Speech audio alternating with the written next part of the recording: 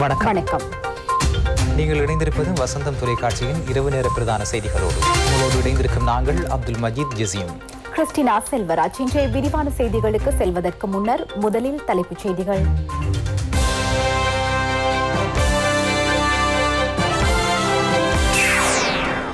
இன்று நள்ளிரவு முதல் நடமாட்ட தடை, போலீசாரின் விடுமுறைகளும் ரத்து. மாகாணங்களுக்கு இடையிலான பஸ் சேவையிலும் வரையறை, ரயில் பயணங்களும் மாகாண மட்டத்தில் மட்டும். மேலும் 26 கொரோனா மரணங்கள், 3 மாத சிசுவும் பலி. 2 நாட்களுக்குள் அமைக்கப்பட்ட வைத்தியசாலைகளில் கோவிட் சிகிச்சை நிலையங்கள். ரஷ்ய பாடசாலையில் துப்பாக்கி சூடு, 7 மாணவர்கள் உட்பட ஆசிரியரும் பலி.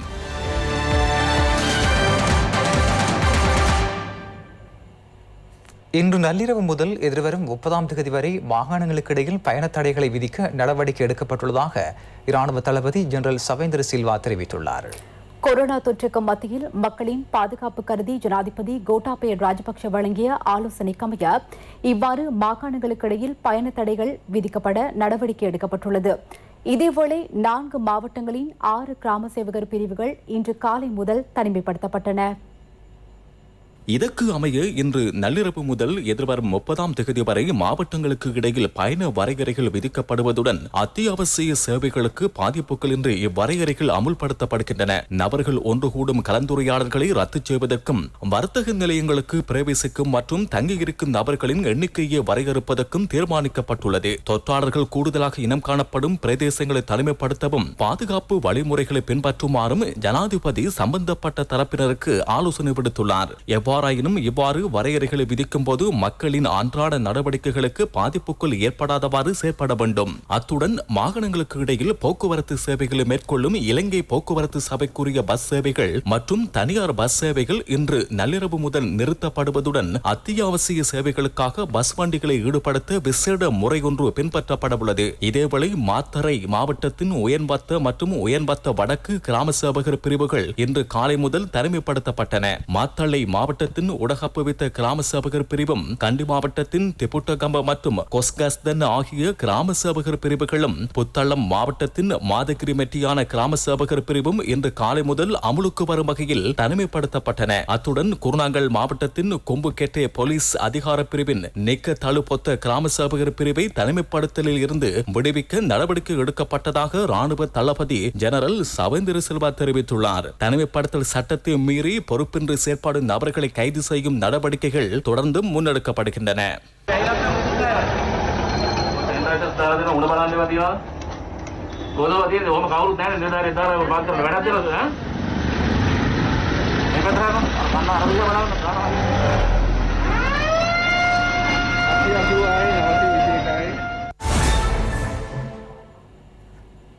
கொரோனா 3ஆம் அலைக்கு வெற்றிகரமாக முகம் கொடுப்பதற்கு தேவையான பல நடவடிக்கைகளை மேற்கொள்ள கோவிட் தொழில்நுட்ப குழு தீர்மானித்துள்ளது. அத்துடன் கடந்த 3ஆம் தேதி முதல் நேற்று வரை இடம்பெற்ற 26 கொரோனா மரணங்கள் தொடர்பாக சுகாதார சேவைகள் பணிப்பாளர் நாயகம் உறுதிப்படுத்தியுள்ளார்.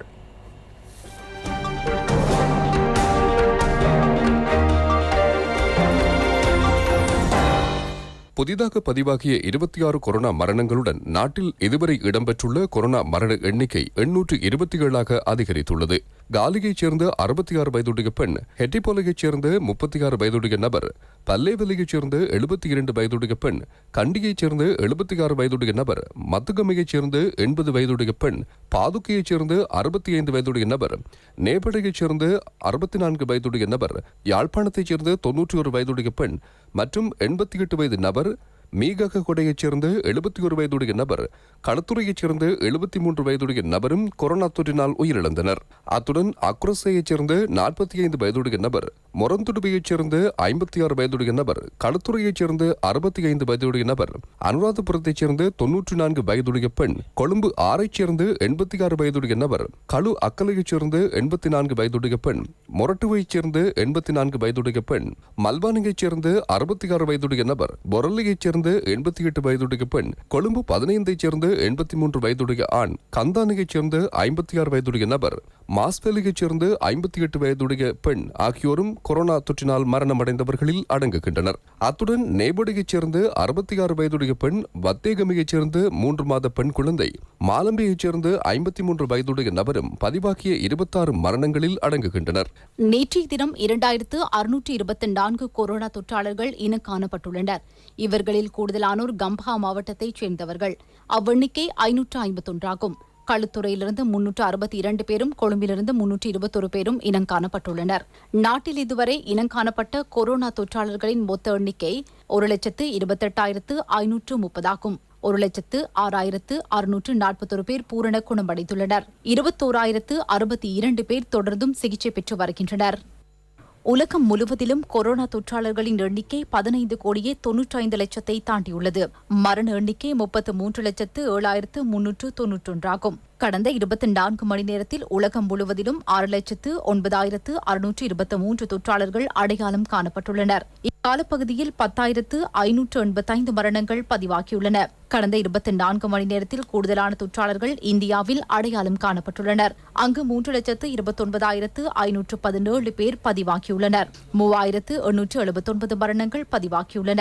அமெரிக்காவில் 30,152 தொற்றாளர்கள் கண்டுபிடிக்கப்பட்ட நிலையில் 370 மரணங்கள் பதிவாகியுள்ளன. பிரேசிலில் கடந்த 24 மணி நேரத்தில் 29,240 தொற்றாளர்கள் அடையாளம் காணப்பட்டுள்ள நிலையில் 1,018 மரணங்கள் சம்பவித்துள்ளன. கொரோனாவை கட்டுப்படுத்துவதற்கு பயன்படுத்தப்படும் முறைகளை மீளாய்வு செய்ய கொரோனா தொழில்நுட்ப குழு தீர்மானித்துள்ளது. ராஜாங்க அமைச்சர் சுதர்ஷினி பெர்னாண்டோ புள்ளை தலைமையில் கூடிய அவசர கூட்டத்தில் இத்தீர்மானங்கள் எடுக்கப்பட்டுள்ளன. கொரோனா பரவலின் வேகம், மேற்கொள்ளப்படும் PCR பரிசோதனைகள், தனிமைப்படுத்தல் செயற்பாடுகள், வைத்தியசாலை அனுமதி, சிகிச்சைகள், ஆக்சிஜன் விநியோகம், மரண விகிதம் போன்றன குறித்து கவனம் செலுத்தப்பட்டுள்ளது. பொதுமக்களுடன் நேரடி தொடர்பு வைத்துள்ள போலீசாருக்கு ஆன்டிஜென் பரிசோதனை மேற்கொள்ளப்பட்டது. நேற்று சமாந்துறை பொது சுகாதார மருத்துவ அதிகாரிகள் சங்கத்தின் ஏற்பாட்டில் இவ்வாறு ஆன்டிஜென் பரிசோதனைகள் மேற்கொள்ளப்பட்டன. மட்டு மாவட்டத்தில் கொரோனா விழிப்புணர்வு நடவடிக்கைகள் முன்னெடுக்கப்படுகின்றன. மாவட்ட பிராந்திய சுகாதார சேவைகள் பணிப்பாளர் மயூரனின் அறிவுறுத்தல்களுக்கு அமைய இவ்வேலை திட்டம் முன்னெடுக்கப்படுகின்றது. பொதுமக்களை தெளிவூட்டும் துண்டு பிரசுரங்கள் வெளியிடப்பட்டுள்ளதுடன் ஒலிபெருக்கி மூலம் நோய் தடுப்பு குறித்து மக்கள் தெளிவூட்டப்படுகின்றனர். உங்களிடம் வரும் வாடிக்கையாளர்களையும்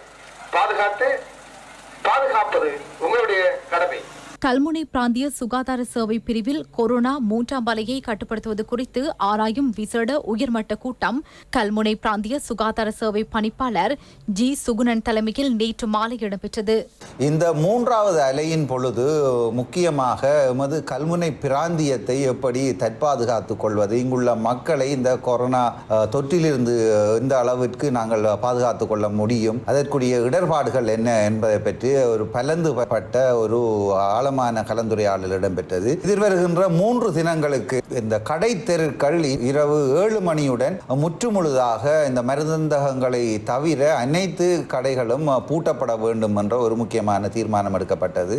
வாரம் பூராக வருகின்ற ஞாயிற்றுக்கிழமை வரை பொது இடங்களில் மக்கள் கூடுவது, முக்கியமாக கடற்கரைகளிலும் பூங்காக்களிலும் மைதானங்களிலும் மக்கள் கூடுவது முற்றாக தடை செய்யப்பட்டுள்ளது. திருகோணமலை மாவட்டத்தை பொறுத்தவரையில் கடந்த 24 மணித்தியாலத்தில் எங்களுக்கு 42 கொரோனா தொற்றாளர்கள் இனம் காணப்பட்டிருக்கின்றார்கள். இந்த மாதத்தில் மட்டும் எங்களுக்கு தற்போது வரைக்கும் 520 கொரோனா தொற்றாளர்கள் இனம் காணப்பட்டிருக்கின்றார்கள். இந்த வருடத்துக்கு திருவண்ணாமலை மாவட்டத்திலே 1961 கொரோனா தொற்றாளர்கள் இனம் காணப்பட்டிருக்கின்றார்கள். இதுவரைக்கும் மாவட்டத்திலே எங்களுக்கு 20 மரணங்கள் பதிவாகி இருக்கின்றன. இந்த நிலையில் நாங்கள் திருவண்ணாமலையை பொறுத்தவரையில் தற்பொழுது 3 இடங்களில் எங்களுடைய இன்டர்மீடியட் கேர் சென்டர் இவற்றை நாங்கள் இப்பொழுது நோயாளர்களை வைத்து பராமரித்திருக்கின்றோம். தனிமைப்படுத்தல் சட்டத்தை மீறி பிறந்தநாள் விழா கொண்டாடிய விழா ஏற்பாட்டாளர்கள் கைது செய்யப்பட்டுள்ளதுடன் கலந்து கொண்ட 25 பேர் தனிமைப்படுத்தப்பட்டனர். மட்டக்களப்பு கோட்டாமுனை பகுதியில் முகக்கவசம் அணியாமல் தனிமைப்படுத்தல் சட்டத்தை மீறி பிறந்தநாள் கொண்டாடியவர்களே இவ்வாறு கைது செய்யப்பட்டுள்ளனர். அனைவரும் PCR பரிசோதனைக்கு உட்படுத்தப்பட்டு 14 நாட்கள் தனிமைப்படுத்தப்பட்டனர். மட்டு மாவட்டத்தில் அத்தியாவசிய வர்த்தக நிலையங்களை தவிர ஏனைய வர்த்தக நிலையங்களை மாலை 6 மணியுடன் மூடிவிட தீர்மானிக்கப்பட்டுள்ளதாக மட்டு மாவட்ட அரசாங்க அதிபர் கே கருணாகரன் தெரிவித்துள்ளார். முந்தின நாள் நமக்கு கிடைத்த தகவலின்படி மட்டக்களப்பு மாவட்டத்திலே 9 தொற்றாளர்கள் இனங்காணப்பட்டிருந்தார்கள். நேற்று நமக்கு கிடைத்த தகவலின்படி 20 தொற்றாளர்கள் மட்டக்களப்பு மாவட்டத்தில் இனங்காணப்பட்டிருந்தனர். ஆளுநர் அவர்கள் எடுத்த தீர்மானத்துக்கு அமைவாக மாலை 6 மணி முதல் சகல வர்த்தக ஸ்தாபனங்களும் மூடப்பட வேண்டும். இருந்த போதிலும் பார்மசி, குரோசரி போன்ற அத்தியாவசிய வர்த்தக நிலையங்கள் இரவு 9 மணி வரை திறந்திருக்கலாம் என்ற அவரது கோரிக்கை ஏற்றுக்கொள்ளப்பட்டு வர்த்தக சமூகத்தினராலும் ஏற்றுக்கொள்ளப்பட்டது. போலீஸ் பொறுப்பதிகாரியினால் கடந்த 15 நாட்களிலே 137 பேருக்கு எதிராக இந்த தனிநபர் சட்டத்தை மீறிய வழக்கு எடுக்கப்பட்டிருப்பதாகவும் கூறப்பட்டது. எனவே இனிவரும் காலங்களிலே போலீசார், சுகாதார பரிசோதகர்கள் எல்லோருமே சட்டத்தை அமலாக்குவதிலே மிகவும் கண்டிப்பாக இருப்பார்கள். பொதுமக்கள் மிகவும் விழிப்பாக இருந்து மட்டக்களப்பு மாவட்டத்தை இந்த தொற்றிலிருந்து பாதுகாத்துக் கொள்ளுமாறு அன்பாக கேட்டுக்கொள்கின்றேன். ஏறாவூர் பிரதேச செயலக மாநாட்டு மண்டபத்தில் கொரோனா தடுப்பூசி செயலணியின் உயர்மட்ட கூட்டம் நடைபெற்றது. சுகாதார அமைச்சின் வழிகாட்டலுக்கு அமைய கொரோனா தடுப்பு நடவடிக்கைகள் தொடர்பாக பொதுமக்களை விழிப்பூட்டுவது குறித்தும் ஆராயப்பட்டது. நகரசபை தவிசாளர் SM நலீம் உள்ளிட்ட அதிகாரிகள் பலர் கலந்து கொண்டனர். ஓட்டமாவடி பிரதேச சபையின் தவிசாளர் AM நௌஃபரின் பணிப்புரைக்கு அமைய கொரோனா தொற்றிலிருந்து மக்களை பாதுகாக்கும் வகையில் கிருமி அகற்றும் நடவடிக்கைகள் இடம்பெற்றன. பொது நூலகங்கள், பொதுச்சந்தை கட்டடம், வங்கிகள், பேருந்து நிலையம் உள்ளிட்ட பல பகுதிகள் தொற்று நீக்கம் செய்யப்பட்டன. வவுனியா நகரில் முகக்கவசம் அணியாது பயணித்த 28 பேருக்கு எதிராக சட்ட நடவடிக்கை எடுக்கப்பட்டுள்ளது. வவுனியா பழைய பேருந்து நிலையம் முன்பாக போலீசாரும் ராணுவத்தினரும் இணைந்து சோதனை நடவடிக்கைகளை மேற்கொண்டிருந்தனர்.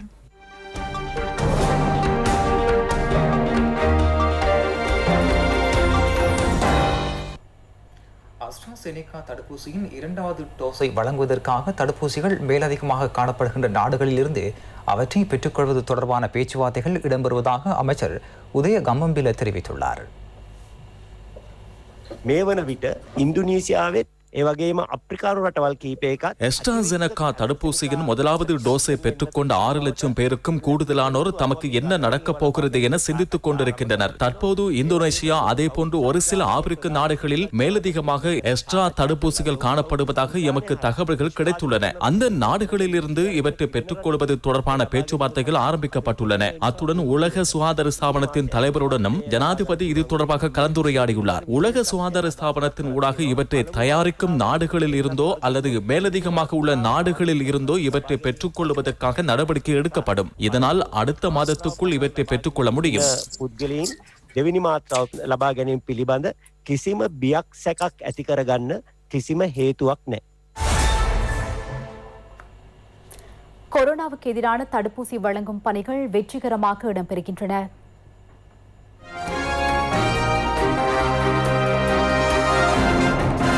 கொத்தொட்டுவ சுகாதார வைத்திய உத்தியோகத்தர் அலுவலகத்தின் பங்கேற்றலுடன் தடுப்பூசிகளை வழங்கும் நடவடிக்கைகள் 3 மத்திய நிலையங்களில் இடம்பெறுகின்றன. கொட்டிகாவத்த ராஜசிங்க வித்தியாலயத்தில் தடுப்பூசிகளை வழங்கும் 2 மத்திய நிலையங்கள் ஸ்தாபிக்கப்பட்டுள்ளன. தடுப்பூசிகளை பெற்றுக்கொள்வதற்காக மக்கள் பெரும் ஆர்வத்துடன் வருகை தருகின்றனர். கம்பஹா மாவட்டத்திலும் அதிகரித்து வரும் கொரோனா தொற்றுக்கு முகம் கொடுக்கும் வகையில் தடுப்பூசிகளை வழங்கும் பணிகள் துரிதப்படுத்தப்பட்டுள்ளன. கம்பஹா மாநகர சபை எல்லையின் 6 கிராம சேவகர் பிரிவுகளில் சுமார் 6000 பேருக்கு துரிதமாக தடுப்பூசிகள் வழங்கப்பட உள்ளன. கம்பஹா கெசல்வத்துகொட விகாரையிலும் தடுப்பூசிகளை வழங்கும் பணிகள் இடம்பெறுகின்றன. இரத்மலானை சுகாதார வைத்திய உத்தியோகத்தர் பிரிவிலும் தடுப்பூசிகள் வழங்கப்படுகின்றன. இரத்மலானை கிழக்கு கிராம சேவகர் பிரிவு மக்களுக்கு கொத்தலாவலபுர தாய்சை பிணி ஆய்வு நிலையத்தில் தடுப்பூசிகள் வழங்கப்படுகின்றன.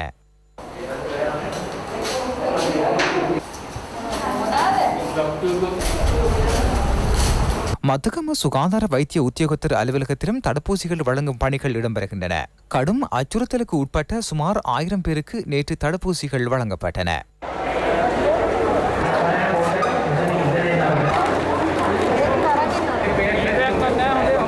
கர்ப்பிணி தாய்மாருக்கு கொரோனா தடுப்பூசி ஏற்றுவதன் மூலம் எவ்வித பாதிப்பும் இல்லை என மருத்துவ நிபுணர் பேராசிரியர் ஹேமந்த துடம்பகல சுயாதீன தொலைக்காட்சியின் 7வது மடித்தியாளர் நிகழ்வில் கலந்து கொண்ட போது தெரிவித்தார். டிஜிட்டல் மயப்படுத்தப்பட்ட தடுப்பூசி அட்டைகள் கொரோனா தடுப்பூசி ஏற்றப்பட்ட அனைவருக்கும் விரைவில் வழங்கப்படும் என அமைச்சர் நாமல் ராஜபக்ஷ தெரிவித்துள்ளார். வவுனியாவில் போலீசார் மற்றும் சுகாதாரத்துறையினருக்கு 2வது டோஸ் தடுப்பூசி ஏற்றும் நடவடிக்கைகள் இன்று முன்னெடுக்கப்பட்டன. வவுனியா வைத்தியசாலையில் தடுப்பூசி ஏற்றும் நடவடிக்கைகள் முன்னெடுக்கப்பட்டன. 1010 பேருக்கு 2வது டோஸ் தடுப்பூசி ஏற்றப்பட்டன. ஸ்புட்னிக் தடுப்பூசி ஏற்றும் நடவடிக்கைகள் முல்லேரியா கல்வான ரஜமகா விகாரையிலும் இன்று இடம்பெற்றது. பெரும் எண்ணிக்கையிலானோர் இதில் கலந்து கொண்டனர். ஹோமாகம வட்டரக்க பகுதி மக்களுக்கு சைனோஃபார்ம் தடுப்பூசி ஏற்றப்பட்டன. கொரோனா அச்சுறுத்தல் உள்ள 4 கிராம உத்தியோகத்தர் பிரிவில் உள்ள மக்களுக்கு இவ்வாறு தடுப்பூசி ஏற்றப்பட்டது. பாதுக்க பகுதி மக்களுக்கு தடுப்பூசி ஏற்றும் நடவடிக்கைகள் பாதுக்க சுகாதார மருத்துவ அதிகாரிகள் சங்கத்தினால் ஏற்பாடு செய்யப்பட்டிருந்தது. பெரும் தொகையிலான மக்கள் கலந்து கொண்டனர்.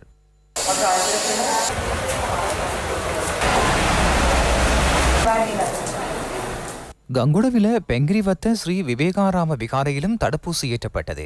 ஸ்ரீ ஜெயவர்தனபுர கோட்டே மாநகர சபை நுகேகுட சுகாதார மருத்துவ அதிகாரி பிரிவும் இணைந்து ஏற்பாடு செய்த இவ்வேலை திட்டத்தில் பார்லிமெண்ட் உறுப்பினர் மேஜர் பிரதீப் ஒந்துகுடவும் கலந்து கொண்டார். தடுப்பூசி ஏற்றும் நடவடிக்கைகளை துரிதமாக முன்னெடுக்க இராணுவமும் அதிஉயர் பங்களிப்பை வழங்கி வருவதாக இராணுவ தளபதி ஜெனரல் சவீந்திர சில்வா தெரிவித்துள்ளார். வெள்ளவத்த ரஞ்சன் விஜயரத்னபுர சனசமூக நிலையத்தில் இடம்பெற்ற நிகழ்வில் அவர் கலந்து கொண்டார். 2ஆம் கட்ட கொரோனா தடுப்பூசி ஏற்றும் நடவடிக்கைகள் மட்டக்களப்பு மாவட்டத்தில் வெற்றிகரமாக முன்னெடுக்கப்படுகின்றன. கடந்த சில நாட்களில் இம்மாவட்டத்தில் 2600 பேருக்கு தடுப்பூசி ஏற்றப்பட்டுள்ளதாக பிராந்திய சுகாதார சேவைகள் பணிப்பாளர் டாக்டர் என் மயூரன் தெரிவித்துள்ளார்.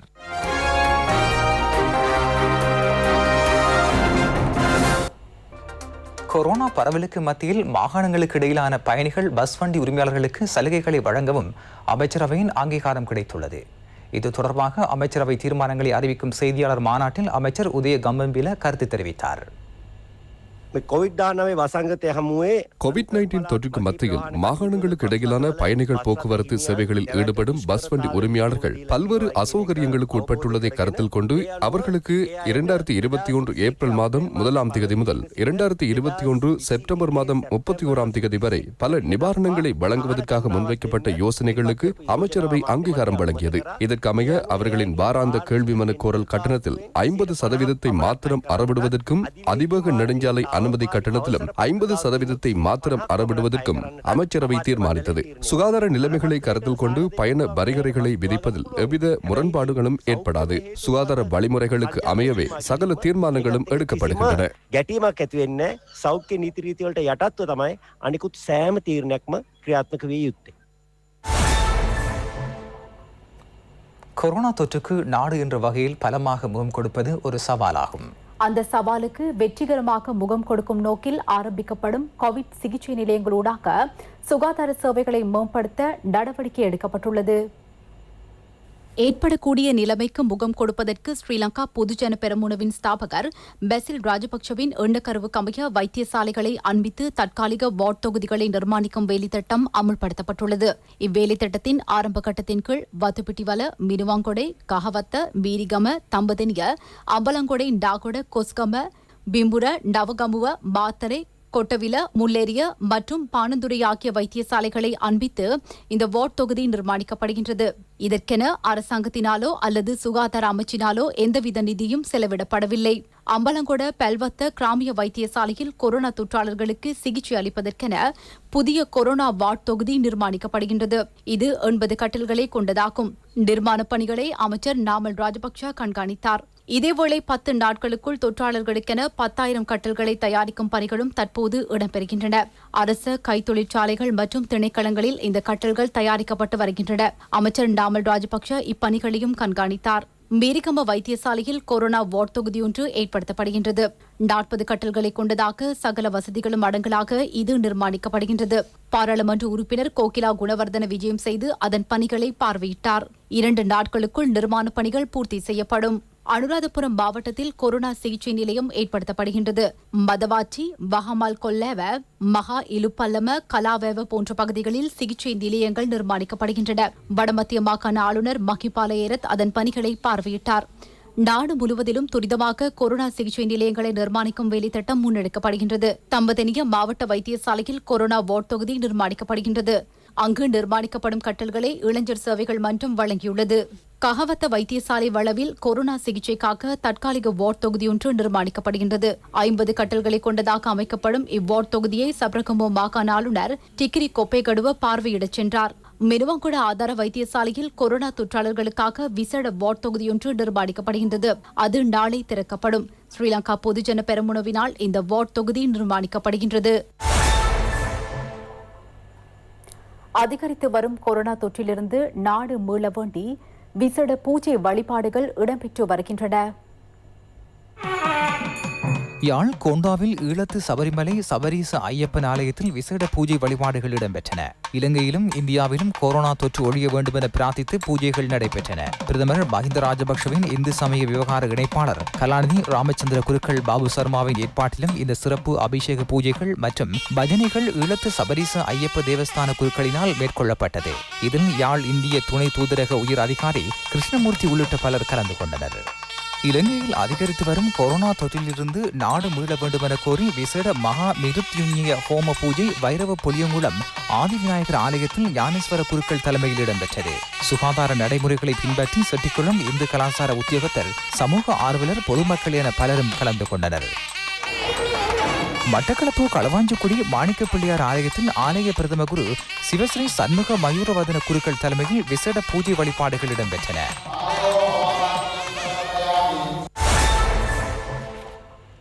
மூன்றாவது கொரோனா அலை அபாயகரமானது.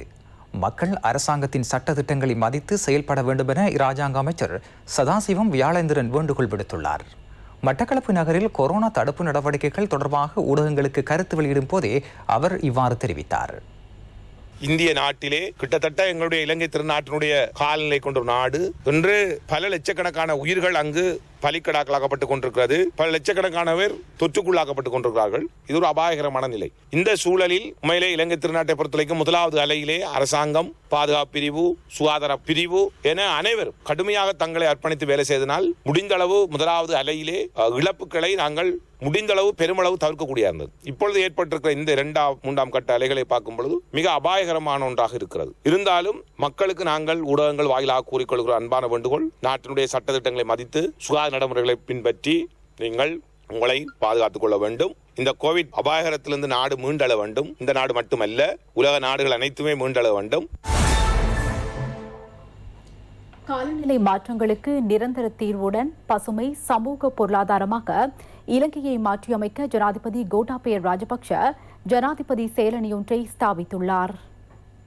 ஜனாதிபதியின் விசேட பிரதிநிதி பெசில் ராஜபக்ஷவின் பங்கேற்றலுடனான இந்த செயலணிக்கு 5 அமைச்சரவை அந்தஸ்துள்ள அமைச்சர்களும் 14 ராஜாங்க அமைச்சர்களும் பெண் பாராளுமன்ற உறுப்பினர் ஒருவரும் பெண் ஆளுநர் ஒருவரும் அடங்கலாக 46 உறுப்பினர்கள் அடங்குகின்றனர். காலநிலை மாற்றங்களுக்கு நிரந்தர தீர்வுடன் பசுமை, சமூக, பொருளாதார கட்டமைப்பை நோக்கி இலங்கையை மாற்றியமைக்க ஜனாதிபதி கோட்டாபய ராஜபக்ஷ கடந்த ஏப்ரல் 27ஆம் தேதி முன்வைத்த அமைச்சரவை பத்திரம் உள்ளிட்ட கொள்கை யோசனைகளுக்கும் அமைச்சரவையின் அங்கீகாரம் கிடைத்துள்ளது. சுபேட்சத்தின் நோக்கு கொள்கை பிரகடனத்துக்கு அமைய உரப்பாவனை, நிலப்பரப்பு, உயிரியல் பல்லினத்தன்மை, வளிமண்டலம், கழிவுகள், கைத்தொழில், புதுப்பிக்கத்தக்க எரிசக்தி, குடியேற்றங்கள், நகர மற்றும் சுற்றாடல், கல்வி போன்ற துறைகள் தொடர்பாக கவனம் செலுத்தி இவ்வேலை திட்டம் அமல்படுத்தப்படுகிறது. நஞ்சற்ற உணவுகளை பெற்றுக் கொள்வதில் பல்வேறு சிரமங்கள் காணப்படுகின்றன. சுற்றாடலுக்கு பொருந்தக்கூடிய சமூக பொருளாதார முறைக்கு மக்களை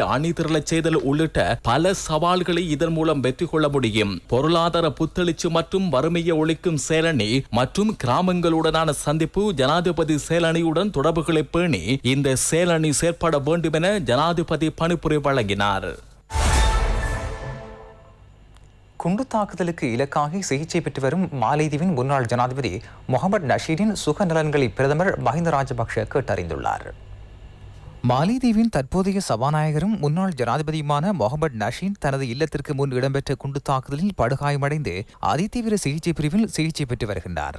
நஷீரின் தந்தையான அப்துல் சத்தாருடன் தொலைபேசியில் தொடர்பு கொண்ட பிரதமர் மஹிந்த ராஜபக்ஷ ஏதேனும் உதவிகள் தேவைப்பட்டால் உடன் அறிவிக்குமாறு கேட்டுக்கொண்டார். முகமது நசீர் 16 மணி நேர சத்திர சிகிச்சைக்கு உட்படுத்தப்பட்டார். அவர் இலங்கைக்கும் மாலைதீவுக்கும் இடையிலான உறவுகளை மேம்படுத்த பாடுபட்டுள்ளார். கல்முனை போலீஸ் பிரிவில் பழைய இரும்பு சேகரிக்கும் போர்வையில் பட்டா ரக வாகனத்தில் போதை மாத்திரைகளை விற்பனை செய்த ஒருவர் கைது செய்யப்பட்டுள்ளார். புலனாய்வுத்துறைக்கு கிடைத்த இரகசிய தகவலை அடுத்து போலீசார் மேற்கொண்ட சுற்றிவளைப்பில் 590 போதை மாத்திரைகள் மற்றும் ஹெரோயினும் பட்டா ரக வாகனமும் கைப்பற்றப்பட்டன. சாய்ந்தமருதைச் சேர்ந்த சந்தேக நபர் கிண்ணியா, கல்முனை ஆகிய பகுதிகளுக்கு போதைப் பொருளை எடுத்துச் சென்றதாகவும் பாடசாலை மாணவர்களை இலக்காக கொண்டு இவை விநியோகிக்கப்பட்டுள்ளதாக ஆரம்பகட்ட விசாரணைகளில் இருந்து தெரியவந்தது. நெய்னாமாடு காட்டுப்பகுதியில் முதிரை மரங்களை சட்டவிரோதமாக வெட்டி எடுத்துச் சென்ற நபர் போலீசாரினால் கைது செய்யப்பட்டார். சட்டவிரோதமாக லோரியொன்றில் மறைத்து அதனை மாட்டு எரிவில் மறைத்து யாழ்ப்பாணத்திற்கு எடுத்துச் செல்ல முற்பட்ட போது நெடுங்கணி போலீசாரினால் கைப்பற்றப்பட்டுள்ளது. 24 முதிரை மரக்குற்றிகள் இருந்ததாகவும் இவற்றின் பெறுமதி சுமார் 10 லட்சம் ரூபாய் என போலீசார் தெரிவிக்கின்றனர். மட்டக்களப்பு நகரில் சட்டவிரோதமாக கேரள கஞ்சாவை வைத்திருந்த 4 கைது செய்யப்பட்டதுடன் 2 வாகனங்களும் கைப்பற்றப்பட்டன. மாவட்ட குற்றத்தடுப்பு பிரிவு மேற்கொண்ட திடீர் முற்றுகையின் போது சந்தேக நபர்களுடன் போதைப் பொருட்களும் வாகனங்களும் கைப்பற்றப்பட்டுள்ளன. மட்டக்களப்பு திருப்பெருந்துறை பகுதியில் 155 கிராம் கேரள கஞ்சாவும் வாகனம் ஒன்றும் சந்தேக நபர் ஒருவரும் கைது செய்யப்பட்டார். மட்டக்களப்பு கல்லடி திருச்செந்தூர் பகுதியில் 73 கிராம் கேரள கஞ்சாவுடன் சந்தேக நபர் ஒருவர் கைது செய்யப்பட்டார். கல்லடி மணிக்கூட்டு கோபுரத்தடியில் 3500 மில்லி கிராம் கஞ்சாவுடன் சந்தேக நபர் ஒருவர் கைது செய்யப்பட்டார். மட்டக்களப்பு ஊரணி பகுதியில் 2300 மில்லி கிராம் கஞ்சாவுடன் சந்தேக நபர் ஒருவர் கைது செய்யப்பட்டுள்ளார். சுயாதீன தொலைக்காட்சி ஊடக வலையமைப்பின் தலைவர் சுதத் ரோஹன உட்பட நிறுவன ஊழியர்கள் பல்வேறு சிரமங்களுக்கு மத்தியிலும் இந்த இக்கட்டான காலகட்டத்தில் அர்ப்பணிப்புடன் செயல்பட்டமைக்கு அன்பு கலந்த நன்றிகளை புத்த சாசன அமைச்சு தெரிவித்துள்ளது. பிரதமர் மஹிந்த ராஜபக்ஷவின் வேண்டுகோளுக்கு இணங்க புத்த சாசன சமய விவகார கலாசார அலுவலர்கள் அமைச்சின் ஏற்பாட்டில் இடர் நீங்கி உலக மக்கள் அனைவரும் நலமோடு வாழ வேண்டி பௌத்த, இந்து, இஸ்லாமிய மற்றும் கத்தோலிக்க சமய வழிபாட்டு தலங்களில் கடந்த 8ஆம் தேதி மாலை இடம்பெற்ற பிரதான பிரார்த்தனைகளையும் சமய வழிபாடுகளையும் வெற்றிகரமாக நேரடி ஒளிபரப்பு செய்த சுயாதீன தொலைக்காட்சி ஊடக வலையமைப்பிற்கு புத்த சாசன அமைச்சு பாராட்டு தெரிவித்துள்ளது. சுயாதீன தொலைக்காட்சி ஊடக வலையமைப்பின் ஊடக அனுசரணையில் இது நேரடி ஒளிபரப்பு செய்யப்பட்டமை குறிப்பிடத்தக்கதாகும். இதே நேரம் சுயாதீன தொலைக்காட்சி ஊடக வலையமைப்பின் தலைவர் உட்பட நிறுவன ஊழியர்கள் பல்வேறு சிரமங்களுக்கு மத்தியிலும் இந்த இக்கட்டான காலகட்டத்தில் அர்ப்பணிப்புடன் செயல்பட்டமைக்கு அன்பு கலந்த நன்றிகளை புத்த சாசன அமைச்சு தெரிவித்துள்ளது. மேலும் சில செய்திகளின் தொகுப்பு அடுத்து. நோர்வுட் நகரில் ஆயுர்வேத மருந்தகம் திறந்து வைக்கப்பட்டது. பாரம்பரிய வைத்திய சிகிச்சைகளை தோட்ட மக்களுக்கு பெற்றுக் கொடுக்கும் நோக்கில் இவ்வாயுர்வேத மருந்தகம் திறந்து வைக்கப்பட்டது.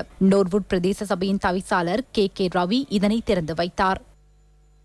ஜனாதிபதியின் சுபிட்சத்தின் நோக்கு வேலி திட்டத்தின் கீழ் 3 லட்சம் வீதிகளை அபிவிருத்தி செய்யும் திட்டத்தின் அடிப்படையில் கல்முனை கிரேட்ஃபீட் வீட்டு திட்ட வீதி அபிவிருத்தி செய்யப்பட உள்ளது. இதற்கென 36 மில்லியன் ரூபாய் செலவிடப்படும். கல்முனை மாநகர சபை உறுப்பினர் ரோஷன் அக்தர் தலைமையில் அபிவிருத்தி பணிகள் ஆரம்பித்து வைக்கப்பட்டன. இத்துடன் வசந்தத்தின் இரவு நேர பிரதான செய்தி அறிக்கை நிறைவடைகின்றது. மீண்டும் அடுத்த பிரதான செய்திகளை நாளை மதியம் 1 மணிக்கு எதிர்பாருங்கள்.